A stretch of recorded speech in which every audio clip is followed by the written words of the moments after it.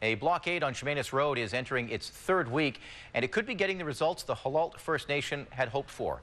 The road has been blockaded since February 25th as a protest of a $6 million water project the band says will damage its water supply and fish habitat.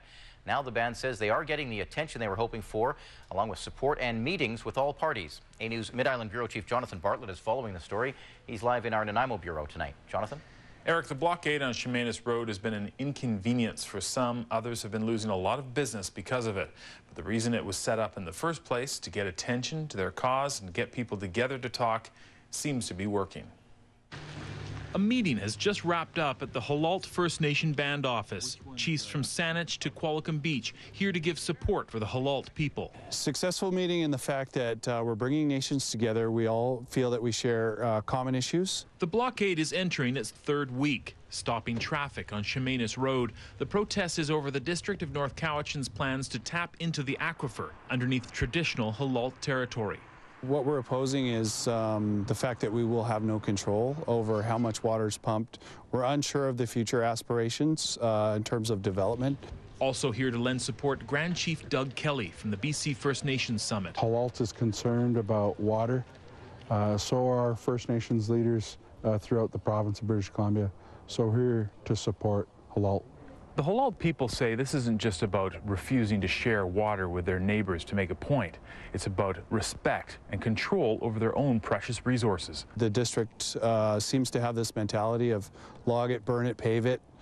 They've extensively logged their own watershed, so much so that they're faced with turbidity problems. And we feel that it's not enough to look over your neighbor's fence and say, there's water there. The Halalt citizens have said, we've had enough. We're worried about the future of this aquifer. We're worried about the future of fisheries resources.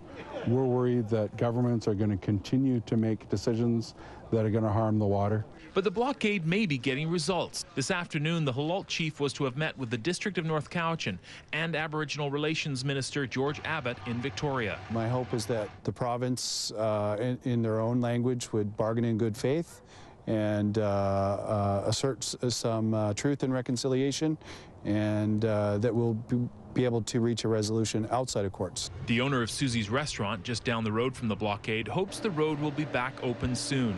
No drive-by traffic means business is down 70 to 75%. Well, it'd be nice to see the end of it. Here we're on the Halalt water system, so I don't want them to mess around with the water system here.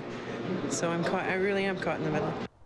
Construction of the pump station for the Wells project is continuing despite the blockade. Halalt First Nation says they were not properly consulted.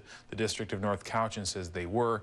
As you remember, there was some derogatory graffiti painted on a band hall, as well as some escalating tensions due to some so-called professional protesters who have now been banned from the blockade. But it looks like there is light at the end of the tunnel. Some resolution on this issue could be just around the corner. Eric? Jonathan Bartlett reporting tonight. Thank you, Jonathan. Thank you. And more on a meeting Jonathan referred to. It's wrapped up at the legislature here in Victoria. A News was there to get reaction from BC's Aboriginal Relations Minister, along with a councillor from Halalt First Nation and the Mayor of North Cowichan. They've now emerged from that meeting, and among the issues on the table, how to de-escalate tensions at the blockade, tensions made worse by a group of outsiders who staged a confrontational incident which was caught on video. All the leaders described today's talks as positive, though they would not reveal specifically what was discussed behind closed doors. We had a great exchange of information and perspectives.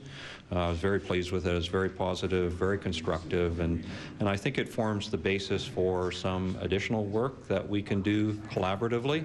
I found the conversations very constructive, and I'm looking forward to resolution to our situation with regards to the blockade sooner rather than later.